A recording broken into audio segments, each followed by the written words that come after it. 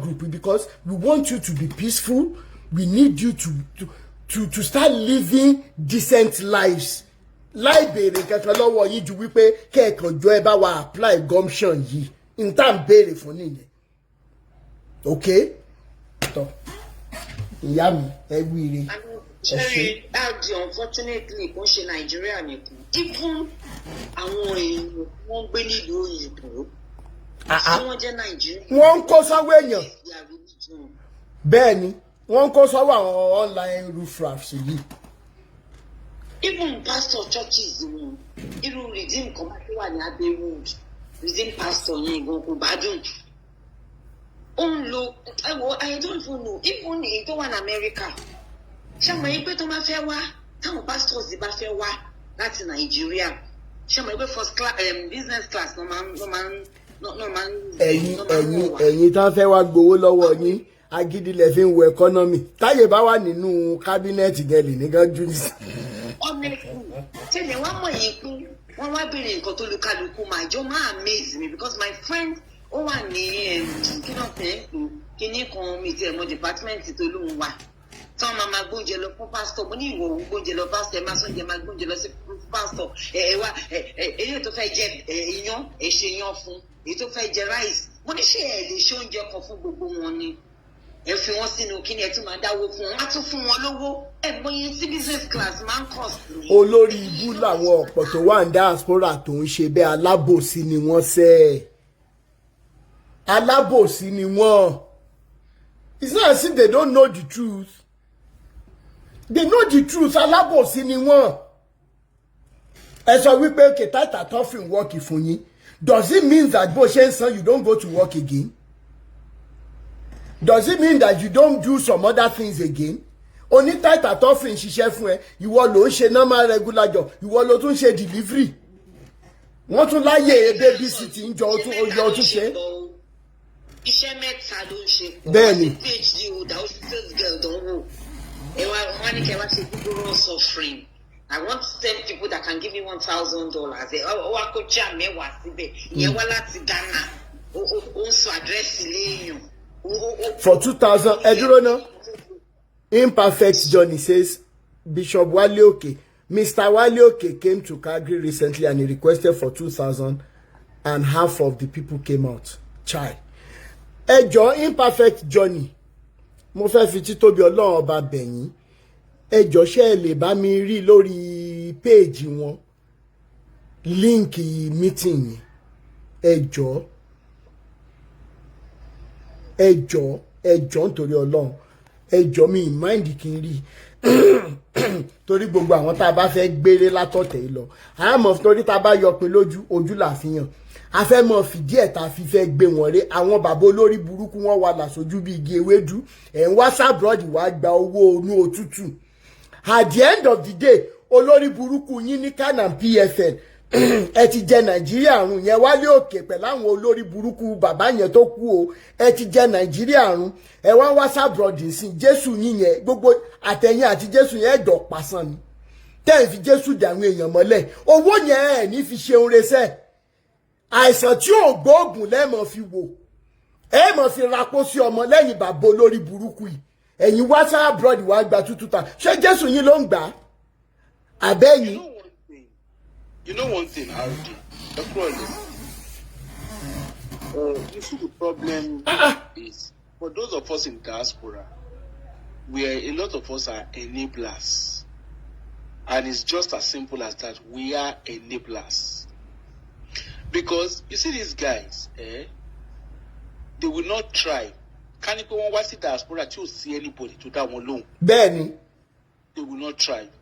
I get in Paraconfoni. There's this guy tó ń bọ̀ dùn sí oyè kan gbogbo olórí dídán tó máa ń kọrin tó. Bẹ́ẹ̀ni wọ́n gbá àṣírí bàbá ẹ̀ wá sórí profile wọn gbà yìí. ṣe pé idiot yẹn ó ń bọ̀ ní Scotland ní January níbi tó pọ́nra ẹ̀ lédè ó lóun bọ̀ wá ṣe òun bọ̀ lábàdé òun àti ọmọ Oyèdépò Isaac Oyèdépò wọ́n ń bọ̀ wọ́n fẹ́ wá ṣe. Wọ́n ní Ọlọ́run rán wọn wá sí Scotland ẹ máa gbọ́ ìranù tó máa ń sọ Ọlọ́run rán wọn wá sí Scotland ló bá sọ story ẹ̀ ló sọ story ẹ̀ bọ̀. Only revival is coming to Scotland, and you know I went to John Knox's house, and when I went there, ó ṣe video tó show pòun lọ sí John Knox. Ṣé ilé John Knox tó lọ ìbínú mo fi ṣe analysis video ẹ̀. Ilé John Knox tó lọ is a public space. Kò sí bàbàrà nínú ilé John Knox tó lọ.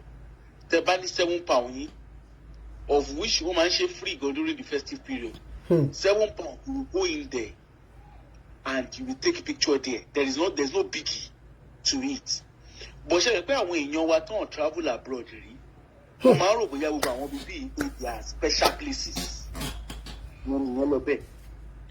Now, ó kò tí ṣe pé èmi pé àti winners mo ti ń bọ̀ Rockefeller náà máa fi ń bá wa sọ̀rọ̀. Rockefeller chapter 5 verse 18. Rockefeller yẹn tí wọ́n bá ti ń sọ nǹkan tó wà out of context báyìí ìbínú lèmi máa fi analyse wọn.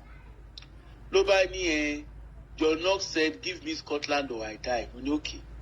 Èmi bá analyse ẹ̀ pé ẹ wá ná. Nǹkan tí John Knox sọ is taken out of context. Because ṣe káwọn bàbá wèrè wọ́n ti mọ̀ bó ṣe ń mesmerize brain àwọn èèyàn.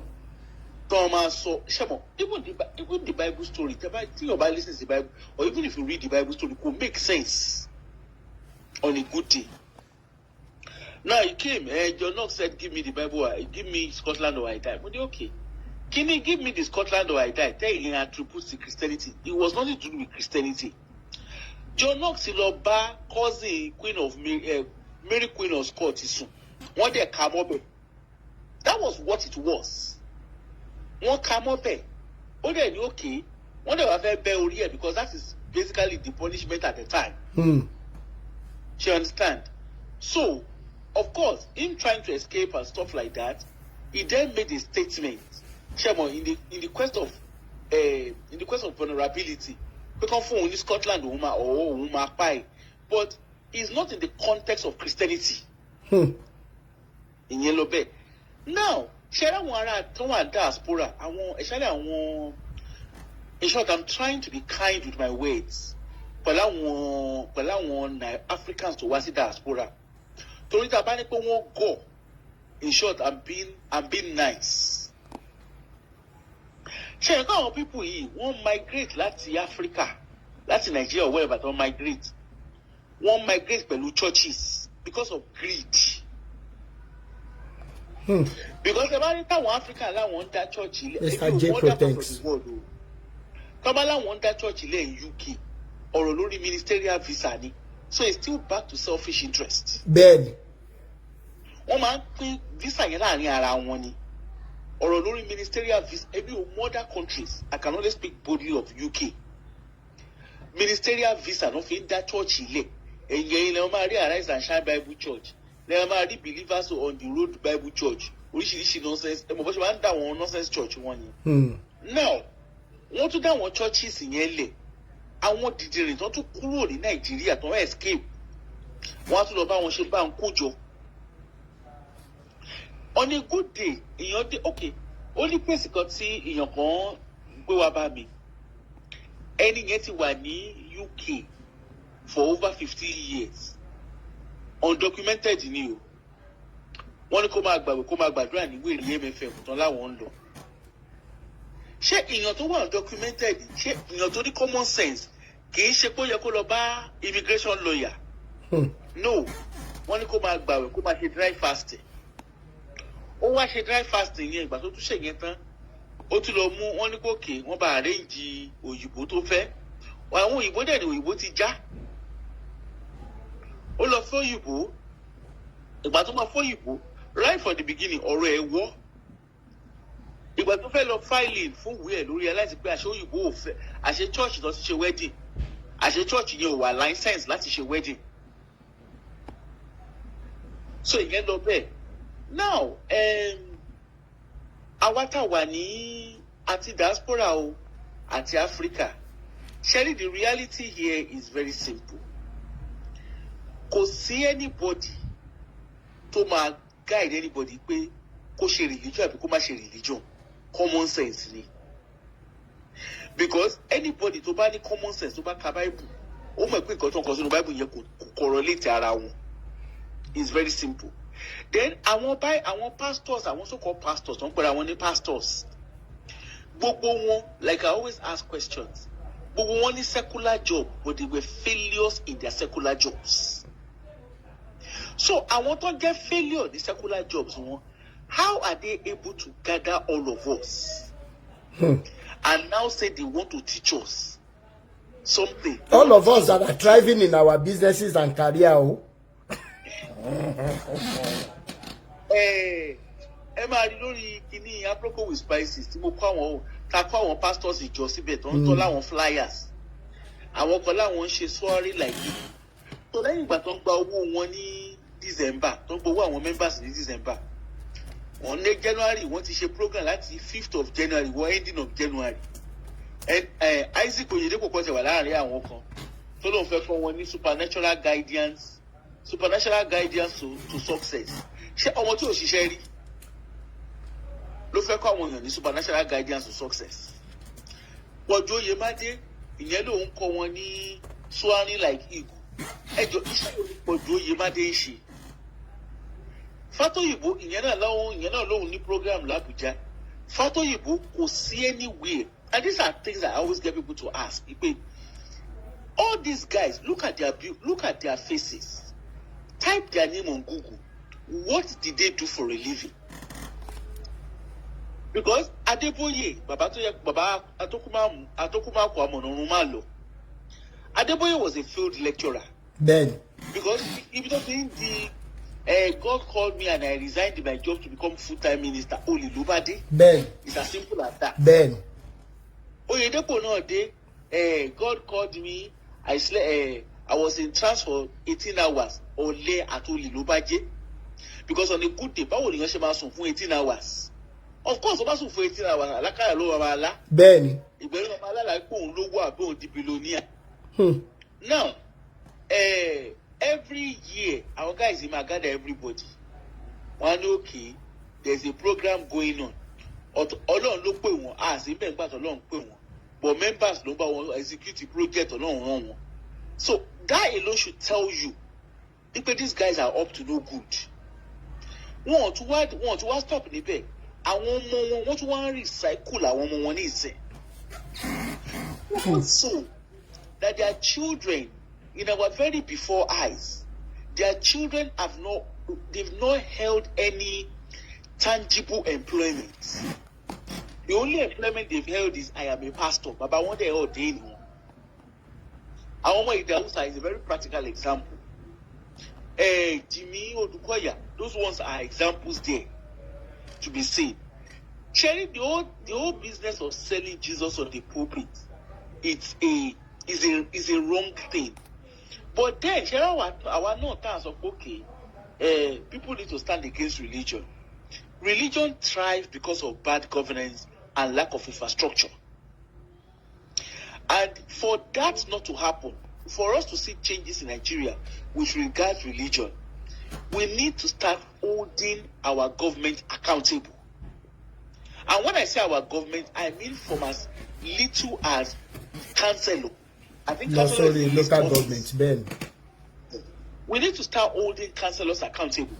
Kì í ṣe pé kí Wálé kan dé láti become. I want to become a councillor. Kó pé rice kó pé gààrí. Because tẹ́ bá notice àwọn wèrè pastors yìí. Nígbà Christmas báyìí wọ́n pọ́n rice wọ́n pín gbogbo ẹ̀. It's not because they care about their church member or they care about the poor. Ben. They are doing it because, Shemo, of course, Christmas period, things are difficult. Okay, tó bá tún di after Christmas, ó yá ẹ máa kóra yín bọ̀. Wọ́n kóra wọn bọ̀ ní church. Owó tó fi gather tó fi ra rice àti gbogbo nǹkan tó rà yẹn. Wọ́n yìí máa gbọ́ padà lọ́wọ́ àwọn people tó ń ṣe fún. Because they are going to ask them to bring their tithes and their offering.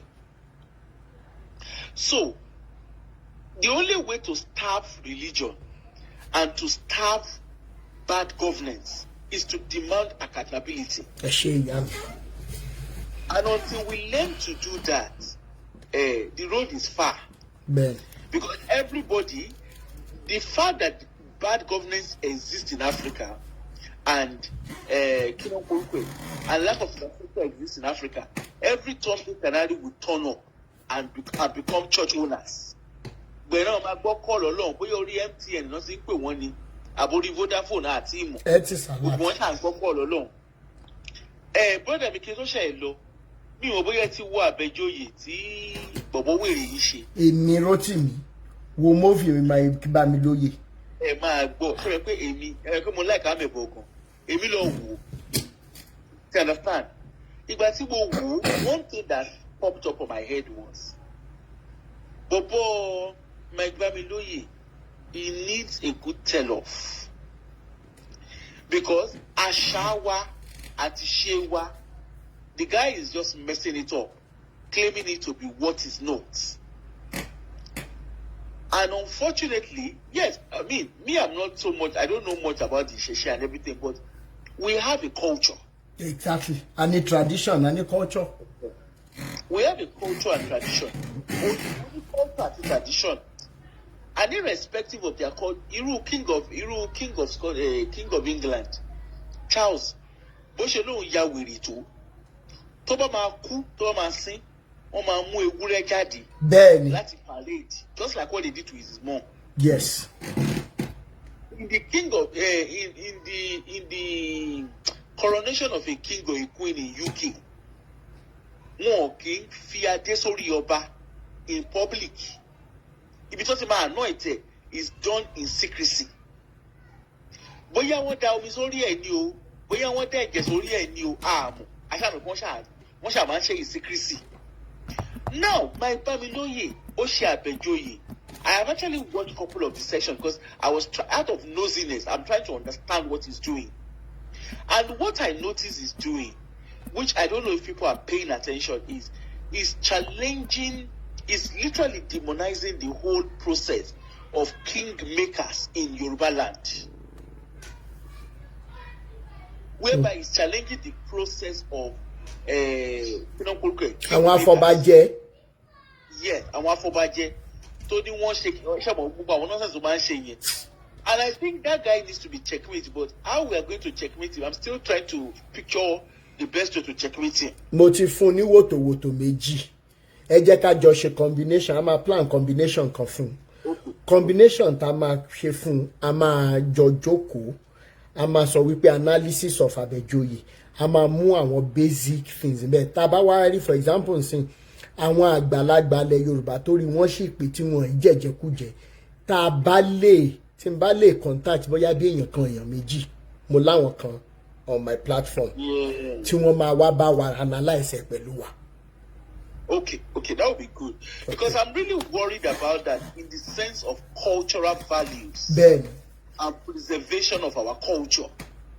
Because, yes, I lè sọ pé òyìnbó ló dé tó sọ pé everything tá à ń ṣe pé wrong.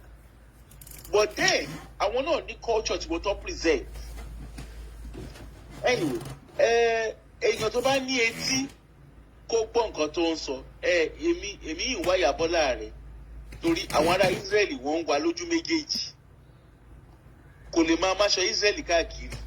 Ìsìn ní Israeli ṣe ní gbogbo àwọn religious leaders tó máa ń lọ sí Israeli yẹn. Èmi notice pé kò sí kankan nínú wọn tó lọ sí Israeli yìí. Okay sir. Ẹ̀rí àdúrà ni ó yẹ ká gbà. Àwọn tí wọ́n ti tó jẹ́ pé ẹ̀sìn Muslim, Christian ó ti wo agbárí wọn. Inú ilé Ògún lèmi ti jáde. Mo sì plan pé yẹ mo fẹ́ lọ bọ Ògún yẹn. Ṣé ẹ rí ọgbọ́n tí wọ́n fi ń gbowó? Tá pásítọ̀ yẹn olóbọ́ pásítọ̀ olóburúkú yẹn. Olórí burúkú ni wọ́n bẹ́ẹ̀ ni. Mo máa fọ́rọ̀ yìí o, pẹ́lẹ́ máa ń fún ọ lépè yẹn, mo máa fi àṣẹ sí pé àṣẹ gùn ni. Bẹ́ẹ̀ ni. Wọ́n ní ìgbè pé àwọn kan tí ó jẹ́ pé wọ́n ti ó jẹ́ pé wọ́n máa ń pọ̀ ẹ́ ní religion fanatic.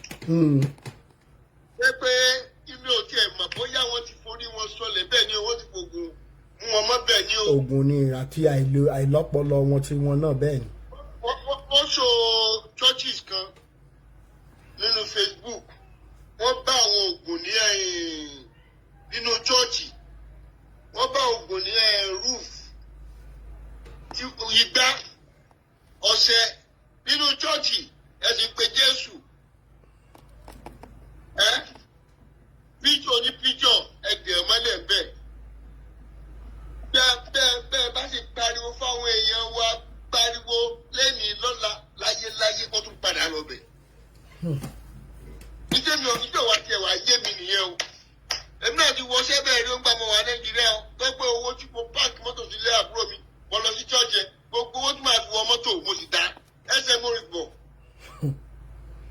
kì í ṣojú lásán. kì í ṣojú lásán bó ṣe ṣẹlẹ̀ nínú church bẹ́ẹ̀ ló ṣẹlẹ̀ lọ́dọ̀ àwọn ní ẹ̀yìn muslim náà. bẹ́ẹ̀ni.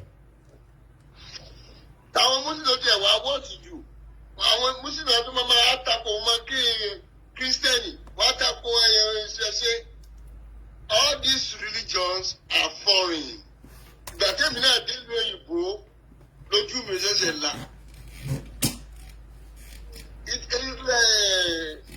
Ìfẹ́ ẹ̀rọ pé kò sí fẹ́ láti inú fámìlì. Wọ́n ní kíní kẹra tí kò ṣòro lòdì àti inú fámìlì. Fámìlì ẹ̀ pé ọmọ oníṣẹ̀ṣe ni ẹ́, ọmọ lẹ́gùn ni ẹ́. Pásítọ̀ ló bukú ọmọ tó pé kẹlọ gbé aṣọ eégún yín kẹlọ jóná. Ògùn yín mo kàn máa wù ọ báyìí pé bẹ́ẹ̀ ni brain is ma scatter. Bí ẹ bá sì lọ fámìlì ní ìṣẹ́ ilé Ògùn mo ti wá mo ní àpò fẹ́ bọ Ògùn. Ó jí o kíní kan. Ẹ sì lọ chọ́ọ̀chì, ẹ lọ mọ́ṣáláṣí, ẹ bá máa dájú. Àwọn kan sì máa wà ní ẹbí tọ́gbà àti jẹun á le ẹ̀yin òsì sì kíá sì pèrè yín ní ẹgbẹ́ ní pásítọ̀ ẹgbẹ́ yín ní ìmáàmù ìtumọ̀ kan fẹ́ mo láti. ó kọ́kọ́ bẹ̀rẹ̀ láti bí àwọn dókítà nọ́ọ̀sì ibẹ̀ ni mo fẹ́ bẹ̀rẹ̀ lórí àwọn náà tó wọ́n sọ tọ́run ó yàn lọ sí hospital báyìí ó lè ní nǹkan tó ń ṣe o wọ́n mọ̀ o wọ́n á jẹ̀jẹ̀ fún so that kó lè sun ribiribi owó. ṣe lára truth love and humanity tá à ń sọ nìyẹn owó tí wọn ò ní fi ṣe oore òun náà ń gbà. wọ́n ní sọ nǹkan tó ń ṣe particularly wọ́n lọ sọ míì wọ́n yẹ kí yàn míì á gbàbí míì lọ á lọ máa lọ́jọ́ á ṣe á tún lọ bí míì for example now mo believe pé scan tí wọ́n bá ṣe scan níbí nǹkan tó ṣe níbí báyìí ó máa yàtọ̀ sí eléyìí tó ṣe níbí mi ó máa yàtọ̀ sí eléyìí tó ṣe níbí mi why tó fẹ́ kí scan ẹgbẹ́ mo fẹ́ jẹ́ kí mo fẹ́ rí doctor níbí báyìí ni ó sọ̀rọ̀ jáde because àwọn doctors wọ̀nyẹn irọ́ ló wà lẹ́nu wọn báyìí o ìyọ́n mi ti jókòó sí ló ń ronú ìyọ́n tí ò ní kidney problem tẹ́lẹ̀ wá ní ó ní kidney problem á bẹ̀rẹ̀ sí máa wá owó kiri tẹ́lẹ̀ àwọn doctors wọn báyìí wọ́n ti ń ṣe meeting fúnra wọn wọ́n ṣe meeting tó bá wá sí alágbájá bẹ́lẹ̀ nǹkan bẹ́lẹ̀ ló ń ṣe nǹkan bẹ́lẹ̀ ló bẹ̀rẹ̀ sí máa ṣe meeting wọ́n ń ṣe báyìí o presently ṣé ẹ gbọ́ mi sà. pẹ̀lú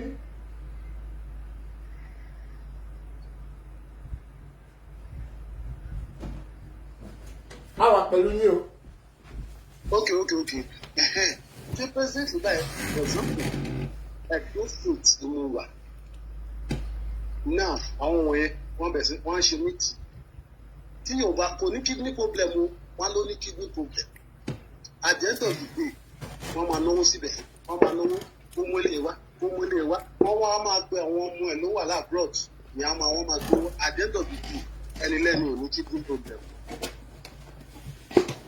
ìyẹn kìíní now mo fẹ́ sọ̀rọ̀ nípa àwọn ìṣẹ̀ṣe irun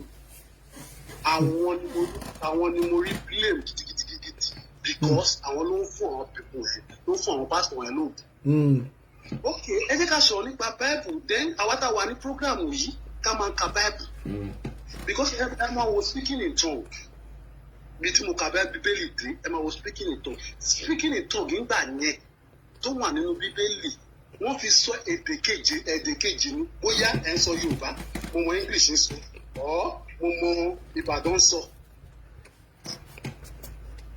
òun ló fi wọ́n fi ń ṣe speaking in tongue tó bá ṣe speaking in tongue báyìí wọn èèyàn mi ò gbọ́ nǹkan tó ń sọ àná ọlọ́run ló bá wọn sọ̀rọ̀ kò sọ náà kankan tó bá anybody sọ̀rọ̀ ìyẹn pọ́nbélé irọ́ pọ́nbélé ni ẹ̀yin kí ni wọ́n máa ka bíbélì ẹ̀ kó ka bíbélì ẹ̀ dáadáa kó bẹ̀rẹ̀ sí máa ka bíbélì ẹ̀ dáadáa kó ó máa ka bíbélì dáadáa.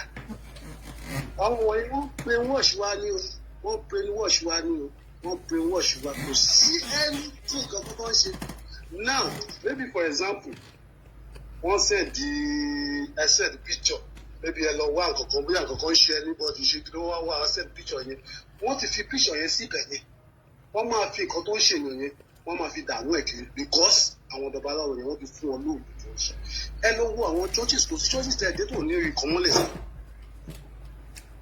Sorry to say sorry to say mo wà níbi kan mo ń ṣiṣẹ́ torí mo wà ní tó speedy painting and production charity mo ṣiṣẹ́ nìkan lọ́jọ́ kan mo ṣàrí pé mo ṣà ń gba ẹgbẹ́ bẹ̀rẹ̀ kọjá mo ṣàrí pé lọ́jọ́ Saturday ó ní kọ̀ọ̀kan tí wọ́n ń ṣe nínú church yẹn èmi ṣàwá dúró sí fẹ́ǹsì yẹn mo jẹ́ àbẹ̀sí wò wọ́n ní wọ́n ṣe máa ń ṣe nìyẹn so that káwọn lè wá sí church yẹn lọ́jọ́ Sunday wọ́n ń ṣe lè lọ ṣe rí káwọn ni ó lè wá sí church yẹn lọ́jọ́ Sunday wọ́n fi fi kíní yẹn ẹ jẹ́ ká wo òróró tí wọ́n ṣe níbo wọ́n ti ń ra òróró yẹn àrùn yẹn wọ́n fi ń dáná níbi kọ́ńtì tó sọ pé wọ́n ti ń gbé bóyá ọyẹ àbí kíní kan wá kọ́ńtì bẹ̀ yẹn wọ́n fi ń dáná nì wọ́n fi ń jẹun nì àwọn wá fi ń ra àwọn fi ń rogi níbo ni bẹ̀rẹ̀ ti wá bọ́ mo kọ́ tó fẹ́ sọ àwọn oníṣẹ̀ṣe yẹn ni mo fẹ́ bá sọ̀rọ̀ báyìí tó lọ fún wọn ní oògùn wọ̀nyí àwọn náà mọ̀ àwọn ló fún ẹjọ́ ẹ bá mi sọ nípa àwọn dókítà tó parọ́ a ṣe fídíò fún wọn ọwọ́ máa bà wọ́n. lókùnkùn àìsàn bíi àwọn lè ṣẹ̀ṣẹ̀ wọn. ọ̀ ẹ̀dẹ̀ tó ń ẹ má bínú. bẹ́ẹ̀ni sá ẹ wò ọ̀rọ̀ nílé tó wà lẹ́yìn ọ̀rọ̀ ńlá ni o ṣe rí lórí ọ̀rọ̀ àwọn pásítọ̀ yẹn ọ̀rọ̀ ńlá gidi ni o nǹkan táwọn fa ọmọ ìpè kò possible wọn á dẹ̀ ní kéèyàn lọ máa pèsè ó dàbí ṣọ́ọ̀ṣì tí mo lọ ní pásítọ̀ yẹn wọ́n ní ṣé a ní àná ń pè so wọ́n á ní kó lọ ọpẹ́tẹ̀ wọ́n á ní àláìlẹ́ páwọn ní ọpẹ́tẹ̀ ń dádì ẹ̀ ní ọpẹ́ náà ní ọpẹ́tẹ̀ gbà ọlọ́run máa ṣọ́ṣà ìgbàlẹ̀ ìgbà tó ṣàyà ṣá mo travel with land bá gbọ́ pé wọ́n ti lọ hospital wọ́n ti lọ ọpẹ́tẹ̀. kí lorúkọ chọ́ọ̀chì yín. Prayer Life Solution Ministry is one new church like that. Kẹ́yìn náà gbọ́ pé bórúkọ ẹ̀ ṣe dún létí bẹ́ẹ̀ làrùn tó ń fà.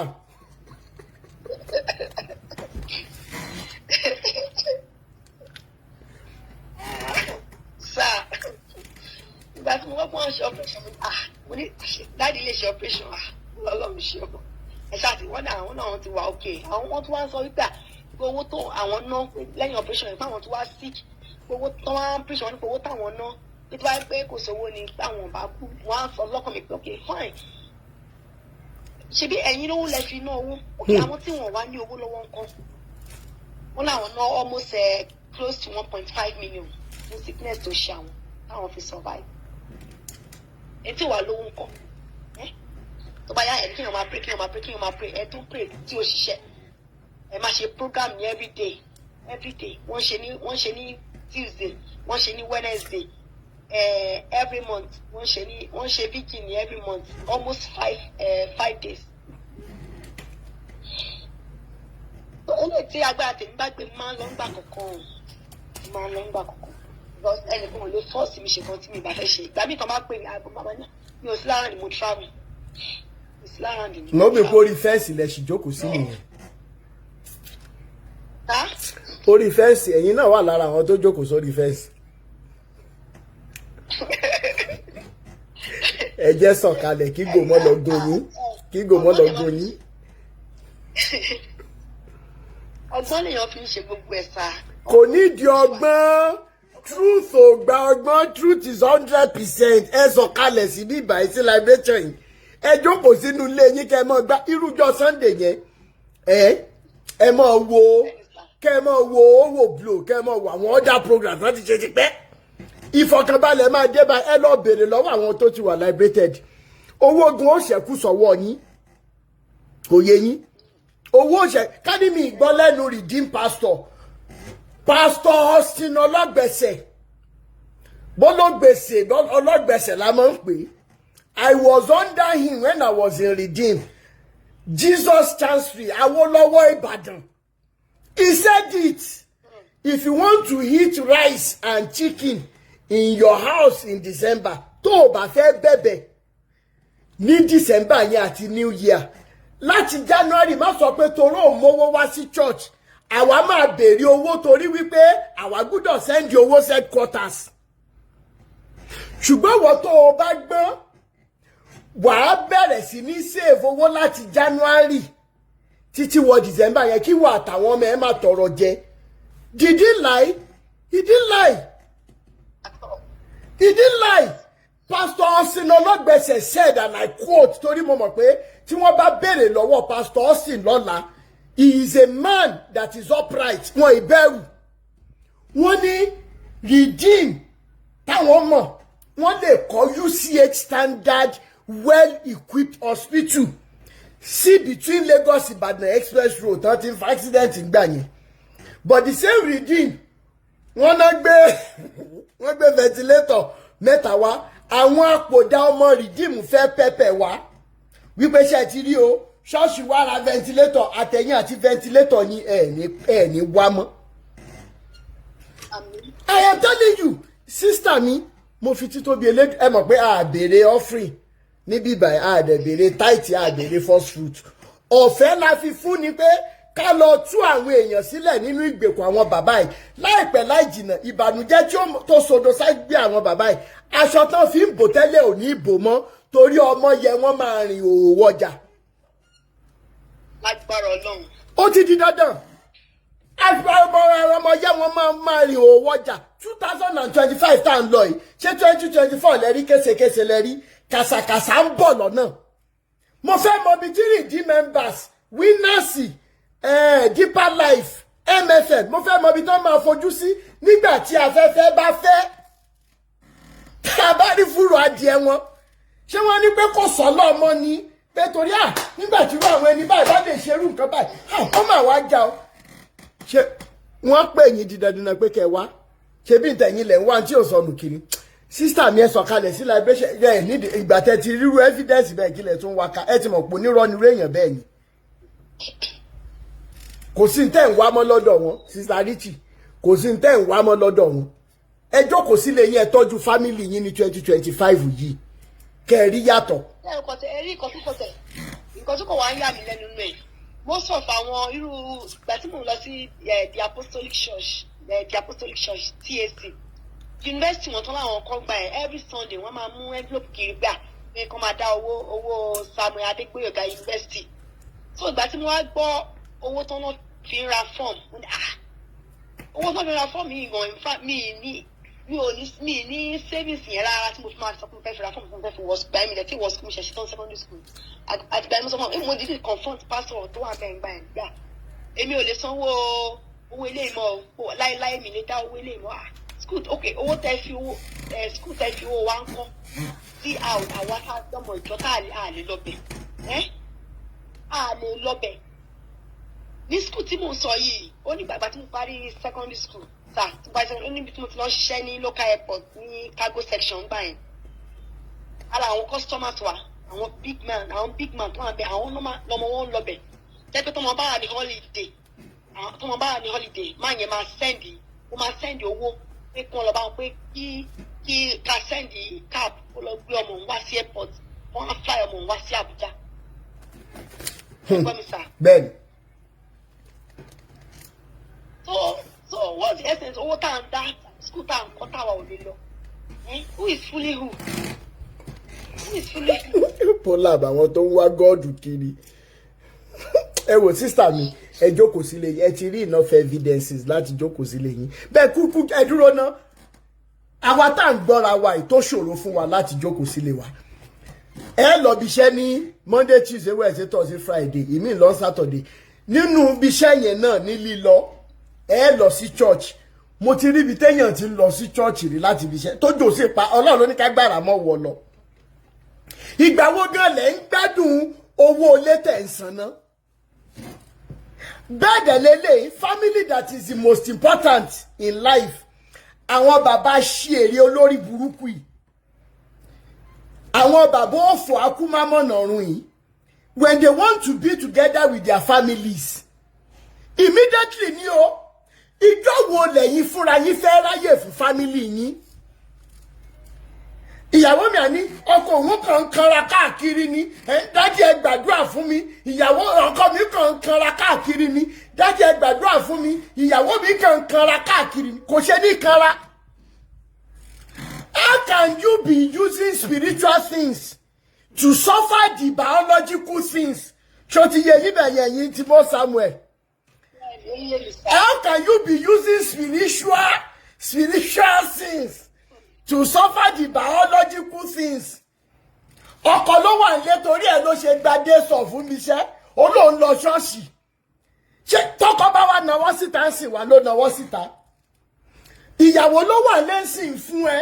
Wọ́n ti ra àwọn 90 tó máa ń jẹ́ kí ọkọ ọ̀run gan físìtì èèyàn. Ọ̀nà tún wọlé olórí ibú ẹ̀ tún gba fíjì lọ tí wọ́n ṣépè fún yín ni. Ó dáwọ́ mọ́mì ń gún ẹ lára, mọ́mì tún ti lọ ṣe pedicure, manicure. Wọ́n ti ṣe gbogbo ọwọ́ wọn lọ́mọ́lọ́lọ́ yìí. Wèrè tún gbé bíbélì, ó lóun lọ ṣe evangelism. Evangelism yẹn ni ó pa ọ́. Àwọn wèrè tá ń ṣe evangelism fún, àwọn wà nínú ilé wọn tó ń gbádùn o. Ìjọ wo lẹ fẹ́ ráyè fúnra yín? Ìjọ wo lẹ fẹ́ ráyè fúnra yín? What are you living for as a man and as a woman? How much? Nígbà tẹ́ bá kò tẹ̀ ẹ̀rọ àwọn aláwọn àwọn pín hand bill. That was last week Sunday tí wọ́n pín hand bill àwọn kìdá. Mo ní mo wá sọ fún woman tí mo lọ ara ìsìn lọ́wọ́ ẹ̀ mo ní ẹ máa wá dúró máa yìí pẹ̀lú suit lọ́rùn ó dẹ̀ pín hand bill kiri nínú òrùn. Mo ní ẹ máa yìí àwọn winners mo ní ẹni tó ń pín hand bill yẹn yìí mo ní ọmọ tí ò máa sí láàrin wọn tó máa pín hand bill. Ibo lẹ ti fẹ́ rọ́mẹ̀? Ibo lẹ ti fẹ́ rọ́mẹ̀? Nígbà tán da àwọn ọmọ tó Yèdépò da àwọn ọmọ ọlọ́mọ síwájú Rolls Royce ẹ máa gbọ́. Nígbà tó Yèdépò da àwọn ọmọ ọlọ́mọ síwájú Rolls Royce tí ó pàdánù níwájú Rolls Royce tí ó gbẹ̀mí ẹ̀, ó káwọn ọmọ ọlọ́mọ síwájú ẹ̀gbẹ́ àtẹ̀yìn, ọmọ títí ẹ dẹ̀yìn luxury cars fún 78 bẹ́ẹ̀dì ẹ̀. Ẹ wá ní pé káwọn ọmọ ẹ̀ mọ̀ kú mọ́ lójú. Ntẹ́yìn bá ṣe ló máa gbà náà. Gbogbo ẹ̀yin tẹ́ bá là ń ṣe pé ẹ má wá sórí péèjì wa mọ́ tí wọ́n bá wùwà àdúrà ẹ já gbọ́. Ṣùgbọ́n as far as this night is concerned, ìwà èpè náà wù sílẹ̀, ìwà èpè tán dẹ̀ wù sílẹ̀, ogun ò lè kó tán. Àṣẹ ńlá ló dẹ̀ wà kó sáṣegbé. What exactly are you people living for? Mo rí ọ̀rẹ́ sister mi kan tó wá sọ̀rọ̀ bí wọ́n ṣe bá yí ọkọ ẹ̀ jẹ́. Ó wá lọ́lọ́ ń pè ẹ́. Why is it that it is only in Africa? Lọ́lọ́ máa pe ẹni tó wà gainfully employed, tó ń bọ́ yàwó, tó ń bọ́ mọ́. Ẹ máa wo bí tí nǹkan ti ṣe wá ní Nàìjíríà àti Áfíríkà o, tó ń tọ́jú ẹbí àtàrà ìyá àti bàbá ẹ̀. Ọlọ́run wá pé ó fi iṣẹ́ sílẹ̀, kò ṣe mọ́. Who told you pé bí iṣẹ́ yẹn Ọlọ́run kọ́ ló pè ẹ́ síbẹ̀ kó o máa fi tọ́jú àwọn tó ń tọ́jú? As a teacher, mo yẹ ọmọ tí mo ti kọ́ tó ti di doctor lẹ́ni, tó ti di engineer lẹ́ni. Okay? Mo yẹ ọmọ tí mo ti kọ́ kí wá dúró ń gbà ní mi ṣe teach mọ́ o. Redeem ní kí wá di pastor o, CAC ní wá di pastor o.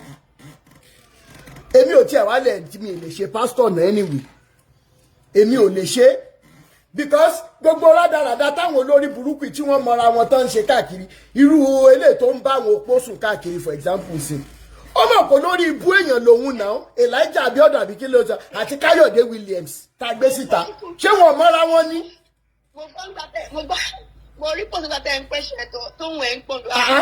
At the end of the day, tó bá jẹ́ regular guys ibi tiwa, kò ta ló mọ̀ wọ́n. But ó lè mọ gbé Bible yìí to whom much is given, much is expected. Kò possible sẹ́. To whom much is given, much is expected. Nígbà tí Fátóyìnbó náà ń gba owó ọmọgàn lọ́wọ́ àwọn èèyàn tó ń gbé àwọn ọmọ yẹn lọ sí UK, tó ń gbé wọn lọ sí Ghana. Okay? Ṣé owó olówó kan ló fi ń gbé wọn lọ kíkan ni wọ́n tó táṣìírí? Ṣé Fátóyìnbó tún continue church yẹn lẹ́nu? ibi tẹ́ ẹ ti máa mọ̀ pé nǹkan ti ṣe wá láfíríkà nìyẹn. Ìyá mi Richie, mo bẹ̀ yín torí Ọlọ́run 2025 yìí kò gbúdọ̀ lù bá yín nínú chọ́ọ̀chì kankan. Anybody tó bá pè yín tó ní yín lára pé àárín yín ní church ẹ fẹ́ mi ní nọ́mbà wọn, èmi mọ́ ní kóńgó èpè yẹn létí máa wọ̀n fún wọn. Mo rò páyé wọ́n fẹ́ bàjẹ́ tọmọtọmọ, wọ́n máa wá pè àwọn ará chọ́ọ̀chì náà máa pè àárín yín ṣọ́ọ̀ṣì sí òsì tàbí iṣẹ́ rí sọjí tá a ṣe lánàá gbàdógbàdó gbowó àgbàdo lọ́wọ́ èṣù. Tẹ́ ẹ bá rí òkú dìde àjìtí gbọ́ràn ojí làwọn àwọn olórí ìbú. Ẹ jẹ́ kí 2025 yìí jí wa padà sínú fámìlì wa, kí bàbá ráyè fún yàwó, kí yàwó ráyè fọ́kọ, kẹ́ ẹ ráyè fáwọn ọmọ yín. Lẹ́yìn ìgbà tẹ́ bá ti wá grow ìfẹ́ yẹn tán, you begin to spread it out to neighbors. Kama ni Mr. Lágbájá mà nìyẹn. Ìjọ wo ni táyà neighbor ẹjọ́ rí tẹ́jọ ṣe? Ibi tí family love, community love ti ń bẹ̀rẹ̀ nìyẹn náà. Nígbà tẹ́ bá wá jẹ́ kí community love yẹn grow tán, irú Rotimi Dades Foundation sáwá sọ wípé okay o, lómi ládùúgbò yín. Adẹ̀ láwọn kan mo ní brother Shina lórí Facebook tán ń ṣe bọ́ o. Tí wọ́n bá ń charge 1 million, tá a bá sọ pé lórí the liberation yìí ni ẹ jẹ́ fún wa ní discount, a fẹ́ jẹ́ kó mi wọ àdúgbò báyìí báyìí. Ibẹ̀ là ń tún nǹkan tá à ń sọ nìyẹn. Àbẹ̀lẹ̀ tá a fẹ́ bẹ̀rẹ̀ ní 2025 yìí, ìwọ òbí tó bá mọ̀ pé o ti find out pé ọmọ ẹ̀ ò kàwé, kì í ṣe gbogbo ala máa kàwé. Ok, kí lẹ notice wípé tó bá dọ̀la tọmọ ẹ̀ sọ pé òun lè ṣe tí ó múnú ẹ̀dùn lọ́la tí ò ní máa wá tí ò sọnù kiri. Ó fẹ́ kọ́ tailoring, ó fẹ́ kọ́ṣẹ́ mechanic. Ok, àti láwọn èèyàn ẹgbà fọ́ọ̀mù ọ̀fẹ́ ni. Ibo làdúgbò yín, ok, ẹ já ṣe investigation wa, tá a dẹ̀ mọ̀ pé ń gbaṣẹ́, wọ́n wà registered and everything. Ẹ jẹ́ kọ́mọ ẹ lọ kọ́ṣẹ́ lọ́dọ̀ wọn. A ti ṣe community service lọ díẹ̀ bá ṣe máa gbára wa lọ́wọ́ àwọn bàbá afàkókò ẹni ṣòfò nìyẹn. Àdẹ̀ ní dákẹ́ sísítà mi, ẹ jọ̀ọ́ nítorí Ọlọ́run 2025 you have tried your best, now you have to start taking care of yourself and your home. Ẹ ṣé. Sorry, am I talking, sir? Okay. Hello, sir. Yeah. Yes, sir. Mo ní ẹjọ́, mo ní fẹ́ kẹ́ ẹ fún mostly àwọn obìnrin ẹ fún wọn ní advice because ṣe ẹlòmíì á ní sickness mi lára tó dẹ̀ pé doctor ló lè wò sàn. Wọ́n á lọ takú sí ṣọ́ọ̀ṣì gbà Ọlọ́run ló máa ṣe, Jésù ló máa ṣe, Jésù ló máa ṣe gbá, Jésù máa ṣàwò. Ṣé ẹ ń pe Ọlọ́run ní wèrè ní pé Ọlọ́run nǹkan tó ṣe? Okay, Ọlọ́run tó